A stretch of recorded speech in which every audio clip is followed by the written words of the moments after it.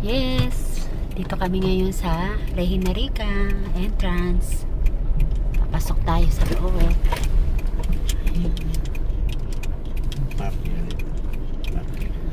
Saan kaya parking? Ang luwag. Yay! Yay! Ang luwag. Diretso lang daw.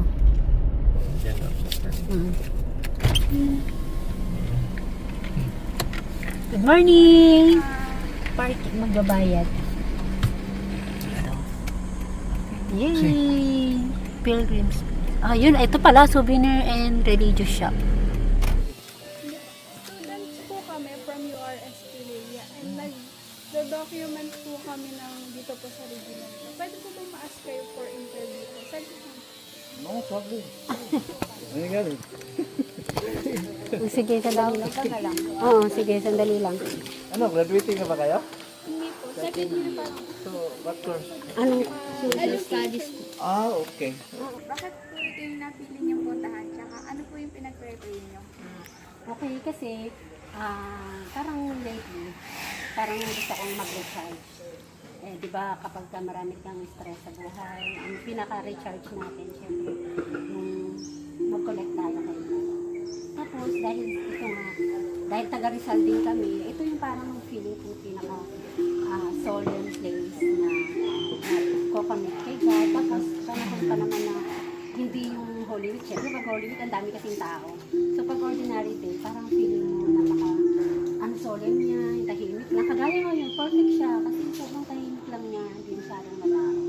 Tapos, yun nga, pinag-prepare, siyempre, sa good health ng family, siyempre sa success ng mga anak natin, ng mga anak ko, ng asawa ko, ganyan. At ginhawa ang buhay. Thank you po. Oo, sige. At ganun Sabihin niyo yung ano din, yung school niyo, para maanoon, tagayuhan. kasi sa akin na nila yun. Sa pinaka-normal na payo po ba kayo ng mga tao na nais-visit or pinunta po sa lugar na ito?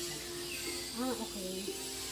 Kasi it's very, special chance na makapunta ka sa ganito. Kasi yun nga, sobrang solemn ng place. Ito talaga yung isang perfect place para maka-connect ulit tayo. Kasi, I believe kasi ang tao hindi lang physical. Meron din tayong spiritual. Alam mo, spirit, ganyan. Yes, also spiritual.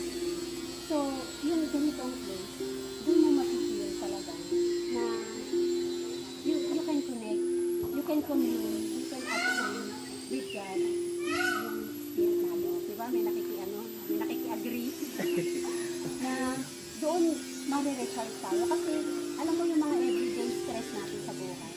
Nag-drain tayo, ayan, kagaya nyo, estudyante, ang daming stress, yung pag-aaral, exam, activities. So, hindi natin namamalayan, unti-unting nawawala yung energy natin, gumagala. Kaya, nalulungkot tayo, nire-depress tayo, lalo na yung kabataan, nagkakaroon sa depression.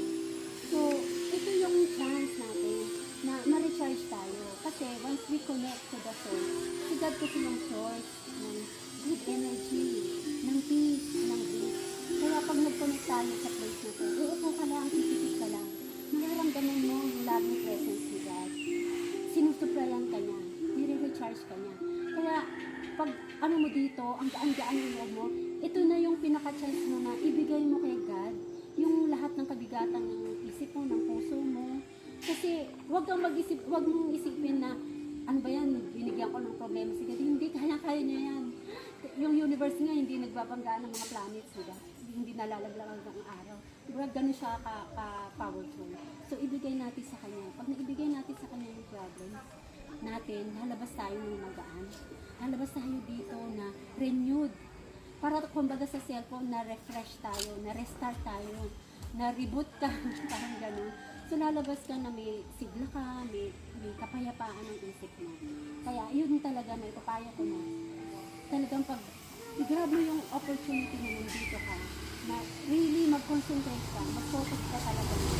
Alisin mo muna yung kaabalahan sa isip, and then you connect with God. Makiisa tayo kay God. At doon, masusuntungan natin muli ang kapayapaan at lakas. Okay. Ayun. Wow! Yes! Thank you, Mama Mary. Thank you, Mama Mary.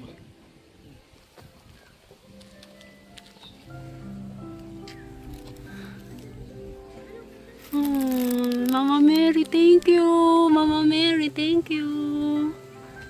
Thank you, God. Thank you, God. Thank you, God.